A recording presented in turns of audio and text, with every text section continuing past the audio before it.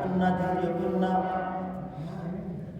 তিনি দূর থেকে দেখলেন আল্লাহর হাবিব সাল্লাল্লাহু আলাইহি ওয়াসাল্লাম যখন খুতবা দিচ্ছেন, কথা বলছেন, আলোচনা করতেছেন, সাহাবীরা কবুতরের ন্যায়, জবাই করা কবুতরের ন্যায় পশুর মতো চিৎকার করতেছে, লাফালাফি করতেছে।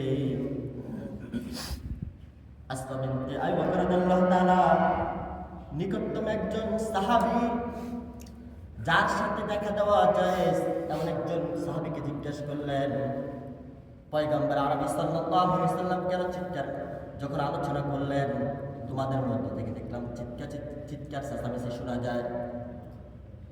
ওই সাহাবী বললেন, হাবিব সাল্লাল্লাহু আলাইহি ওয়াসাল্লাম কবরের আলোচনা করলেন, কবরের ভয়ঙ্কর কথাগুলো বললেন। তিনি বললেন, যখন কবরস্থ কোনো ব্যক্তিকে কবরস্থ করা হয়, কবর দেওয়ার পরে সে এত সবচেয়ে বেশি দাজ্জালের ফিতনার সম্মুখীন হয়ে যায়। দাজ্জালের ফিতনা কেমন? দুনিয়াতে আল্লাহ তাআলা কিয়ামতের আগে দাজ্জালকে পৃথিবীর মধ্যে পাঠিয়ে দিবেন। দাজ্জালের এক হাতে থাকবে জান্নাত, এক হাতে থাকবে জাহান্নাম। সে অটোমেটিক মানুষদেরকে, যারা তার প্রতি দুর্বল ইমানদার, তারা তার এক হাতে জাহান্নাম দেখবে আর এক হাতে জান্নাত দেখবে, তারা জান্নাতে যেতে চাইবে, তার দলে প্রবেশ করবে। আবার মূলত তার হাতে যেটা জাহান্নাম সেটাই বেহেশত, আর যেটা বেহেশত সেটাই জাহান্নাম। ইমানদার তারা বুঝতে পারবে না, তারা বেঈমান অবস্থায় ইমান হারা হয়, মৃত্যুবরণ করবে। দাজ্জাল ঠিক কবরের মধ্যে দাজ্জালের তেমন ভয়ঙ্কর হবে, মানুষগুলো পেরেশান থাকবে।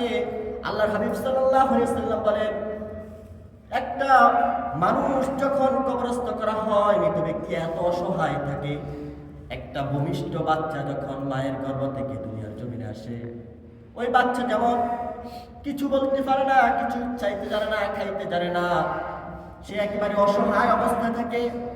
তার মা তাকে দুধ পান করা, মা তাকে আদর স্নেহ করে, ঠিক কিনা? ঠিক কবরের মধ্যে একটা অসহায় বাচ্চার মতো থাকে, সে পেরেশান থাকে, কেউ নাই, মা নাই, বাবা নাই, আত্মীয় স্বজন নাই, যাদের জন্য এত পরিশ্রম করেছে, এত কষ্ট করেছে, যে সন্তানের জন্য এত পরিশ্রম করেছে, সম্পদের বাহার করেছে, অট্টালিকা তৈরি করেছে, সেই সন্তান যে স্ত্রীর সাথে, স্ত্রী ছাড়া ঘুম আসতো না, সেই স্ত্রীও থাকবে না, মা থাকবে না, বাবা থাকবে না। দুনিয়ার মধ্যে এই যে আমরা এখানে বসে আছি, চতুর্দিকে জ্বালানা আছে, আলো আছে, বাতাস আছে, কথা বলতে পারি, একজন আরেকজনের সুখ দুঃখ ভাগ করে নিতে পারে। কিন্তু কবরের মধ্যে কেউ কারো আপন থাকবে না, এক আল্লাহ ছাড়া, কিনা? ভয়ঙ্কর জায়গাটা।